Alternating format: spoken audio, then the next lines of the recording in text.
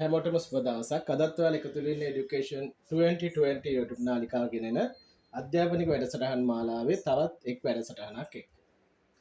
අද මම ඔයාලට කතා කරන්න බලාපොරොත්තු වෙන මාතෘකාව තමයි atrioventricular block.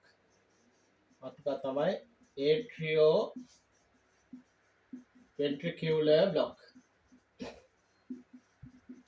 මේක සාමාන්‍යයෙන් අපි කෙටියෙන් සංකේතවත් කරන්නේ AV block කියලා. කෙටියෙන් අපි ලියන්නේ AV block. එතන අපි සාමාන්‍යයෙන් atrioventricular block කියලා කියන්නේ SA node එකේ හදන විද්‍යුත්ආවේගය intra-atrial pathways හරහා ventricle කරා යන ගමන් මාර්ගයේ ඇතිවෙන සන්නායන අවහිරතාවට තමයි අපි atrioventricular block කියලා කියන්නේ. එතන මේ atrioventricular block අපිට ප්‍රධාන ආකාර තුනකින් හඳුනා ගන්න පුළුවන්. පළවෙනි ආකාරයට අපි කියන first degree atrioventricular block කියලා. first degree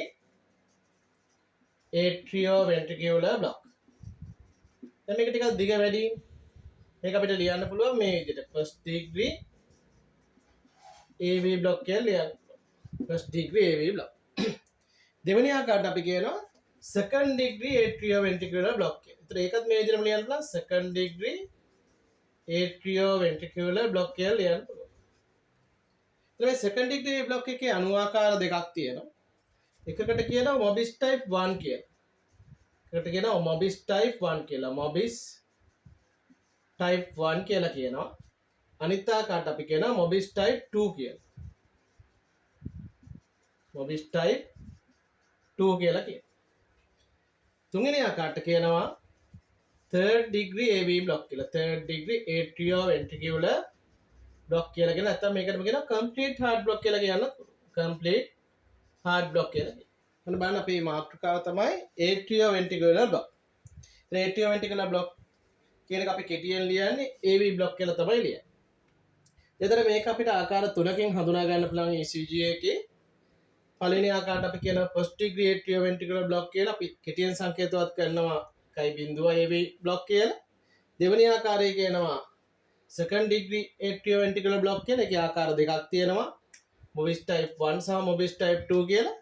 තුන්වෙනි ආකාරයට කියනවා third degree atrioventricular block නැත්නම් අපිට complete heart block කියලා මේක හඳුන්වන්න පුළුවන්. right.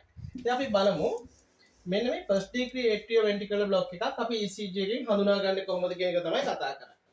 දැන් බලන්න first degree atrioventricular block එක කොහොමද ECG එකෙන් හඳුනාගන්නේ කියන ආකාරය ගැන තමයි කතා කරන්නේ. ඉතින් මේ first degree AV block එකක් ECG එකෙන් හඳුනා ගන්න අපිට අවශ්‍ය වෙන්නේ PR interval එක.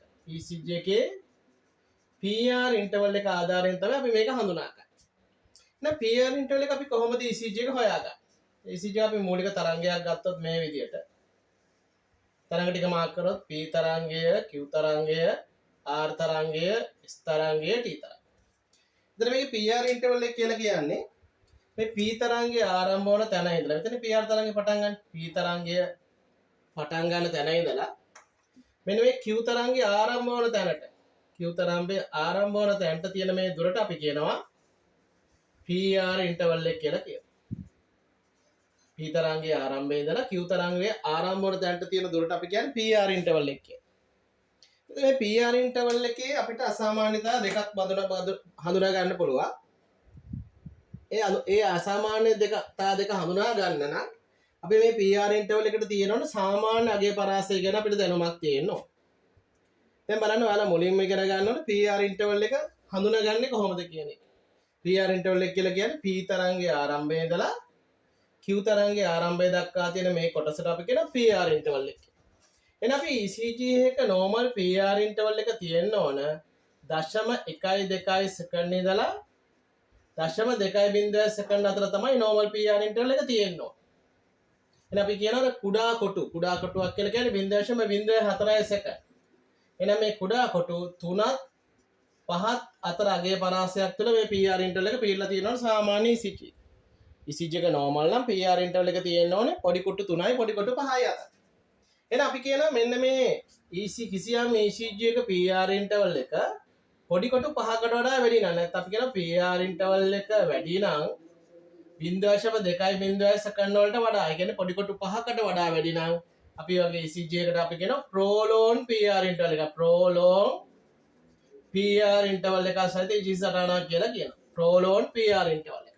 එහෙනම් කිසියම් ECG සටහනක PR ඉන්ටර්වල් එක prolonged අපිට හඳුනා ගන්න පුළුවන් නම් ඒ කියන්නේ ඒකේ සම්පූර්ණයෙන්ම ECG එක පුරාවටම PR ඉන්ටර්වල් එක අගය 0.2කට වඩා වැඩි. ඒ කියන්නේ ECG සටහන අපි ගත්තත් මේ වගේ. ඒ කියන්නේ හැමතැනම අපිට PR ඉන්ටර්වල් එකේ අගය අපිට සාමාන්‍ය ප්‍රමාණයට වඩා වැඩි අගයක් තමයි දෙන්නේ. උදාහරණයක් විදිහට මෙතන ගත්තොත් අපි කියනවා 0.28ක් කියලා හිතමුකෝ. 0.28. ඒ කියන්නේ මුළු ECG එක පුරාවම අපිට මේ PR ඉන්ටර්වල් එකේ අගය තියෙන්න පුළුවන් උපරිම ගාන 0.2යි මේට වඩා වැඩි අගයක දිගටම පිහිට. ඉතින් මෙන්න මේ වගේ ECG සටහනකට අපි කියනවා prolonged PR ඉන්ටර්වල් එක සහිත ECG සටහනක් කියලා. ඒකෙන් නිරූපණය කරන්නේ first degree atrioventricular block තත්ත්වය. අපි ඊළඟ පාඩමෙන් කතා කරමු second degree atrioventricular block එකේ Mobis type 1 සහ Mobis type 2 කියන ආකාර හඳුනාගන්නේ කොහොමද?